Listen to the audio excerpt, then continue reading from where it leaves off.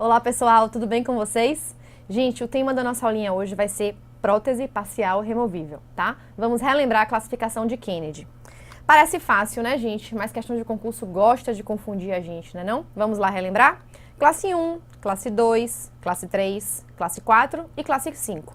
Lembrando também que eu vou falar, no final da aula, vamos responder questões de concurso e vou falar das regras de Applegate, tá bom?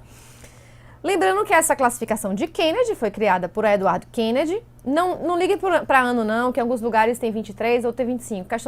Concurso não cobre isso aqui não. E ela é a mais utilizada, tá? Lembrando que ela é uma classificação topográfica. O que vai interessar pra gente é dente, certo? Vamos lá. Classe 1, ele é um desdentado posterior bilateral, né? Então a gente tem os dentes anteriores e nosso paciente é edêntulo na região posterior dos dois lados.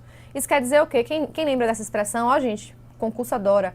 Dois extremos livres. 1, 2, né? E a gente também não tem pilar posterior. O pilar, nesse caso, seria um dente, não é isso? Não temos. Então, classe 1, desdentado bilateral posterior. Classe 2, desdentado posterior unilateral, perdão. Desdentado posterior unilateral. Apenas em uma região posterior, nosso paciente não tem dente, ele é edêntulo. Isso quer dizer o quê? Que nós temos dente pilar em apenas um dos lados, no caso desse aqui.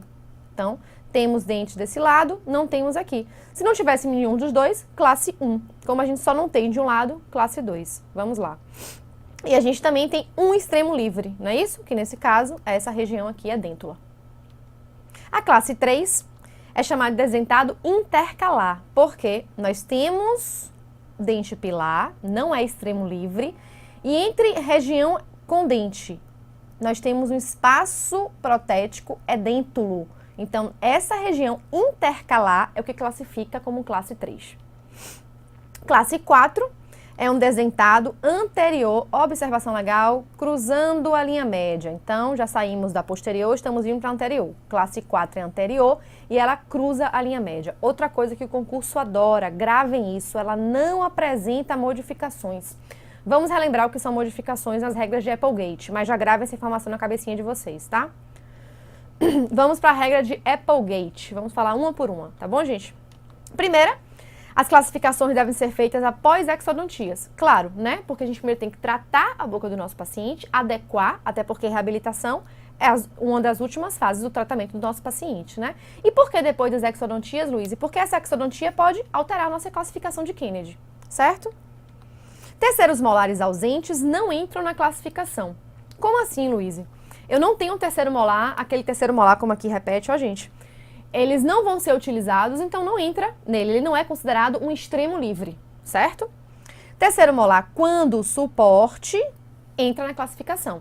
Fiz o plano de tratamento do meu paciente, ele tem os terceiros molares, serão considerados como pilares de suporte daquela minha prótese, então ele entra na classificação. Deixa de ser um extremo livre e passa a ser ou uma classe 2, a depender, ou um espaço intercalar. Segundo os molares ausentes, quando não submetidos, não entram. Eu não vou utilizar um segundo molar no caso de um paciente meu que não tem um dente antagonista, então ele não entra na classificação, certo? As áreas mais posteriores regem a classificação, ou seja, a minha classificação começa de trás para frente. Eu vou pegar a boca do meu paciente e vou olhar, o paciente não tem dente atrás. Se não tem atrás, eu vou começar de trás para frente, não é de frente para trás, certo? Então, gravem isso aqui. As áreas mais posteriores regem a classificação. A extensão da modificação não é considerada. Claro, o que interessa para mim é o número da modificação ou subclasse e não a extensão daquela modificação, certo? Gente, o que são modificações?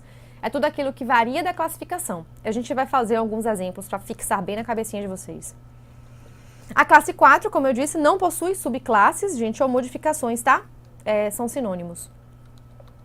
A classe 4 inclui o envolvimento da linha média, isso é muito importante, tá bom? Então gravem que ela não possui modificação e inclui linha média. Vamos lá, deixa eu apagar aqui para facilitar para vocês. Pronto, vamos lá? Ó, nós temos aqui, vamos supor, que classificação é essa? Eu olho primeiro o posterior, de um lado ele tem dente, do outro não tem, então ele é uma classe 2. Por que, Luiz? Desdentado posterior unilateral, não é isso? Duas modificações. Gente, classe é sempre romano, tá? Então, romano. Modificação 2, numeral, tá? Então, é isso aqui, 2. Luiz, mas por que não é classe 4 se envolve a linha média? Porque quem rege é o posterior. Então, se eu tenho a área dentro da posterior, é ela quem vai me dar a classe e não a área anterior. A área anterior deixa de ser uma classificação e serve para mim como o quê? Como modificação ou subclasse, tá bom? Outra coisa interessante, a gente não vai entrar nesse mérito aqui agora, mas eu vou passar para vocês depois. Quem lembra dente pilar direto, indireto? Isso aqui é suporte, né? Do nosso grampo, da nossa prótese. Mas isso aqui pra gente agora não interessa muito não, tá? Vamos resolver algumas questõezinhas.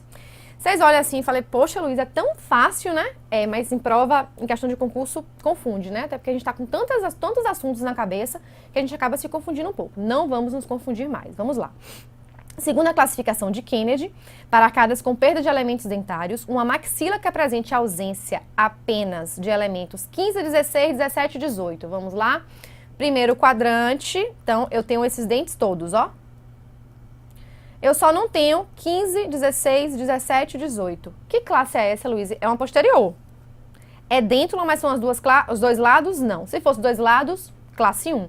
Como é um lado só, classe 2. Porque região é dêntula posterior unilateral. De acordo com a classificação de Kennedy, o espaço parcialmente desentado anterior com envolvimento da linha mediana é quem? Já vimos, né? Classe 4. Classe 5 nem existe. Classe 4. Vamos relembrar outra coisa dela. Não possui modificações ou subclasses, certo? De acordo com Kennedy, para edentados parciais, a classe 1, quem é classe 1? Edentados posteriores bilaterais. Então, edentado posterior bilateral. Letra A. A classificação de Kennedy distribui os casos de desentados parciais em 4 grupos fundamentais. Já vimos, né? Classe 1, 2, 3 e 4. E toma por base o relacionamento do espaço protético com os dentes remanescentes, de acordo com A. Vamos lá. Classe 3, a gente já viu que é intercalar. Modificação 2. Quando o paciente desentado unilateral? Não. Quem é desentado unilateral posterior? Classe 2. Falso. Classe 1, desdentado bilateral. Ó, desdentado posterior bilateral, tá certo. Modificação 1, e apresenta uma falha intercalada no segmento anterior. Opa, isso aqui já deixa aqui. Pode ser ele. Classe 4, ó. Classe 4 apresenta modificação? Nem continua, gente, para não confundir a cabecinha de vocês. Isso aqui é falso. Classe 3, modificação 2. Classe 3, Luiz, espaço intercalar, não é mesmo? Vamos lá? Desentado no lateral? Não, esqueça. Então, isso aqui também, falso. Classe 2, desdentado, posterior, unilateral. Ele fala que é bilateral. Bilateral é classe 1. Então, nosso gabarito é a letra B. Meus amores, por hoje eu fico por aqui. Nos vemos na próxima, tá bom? Um beijo!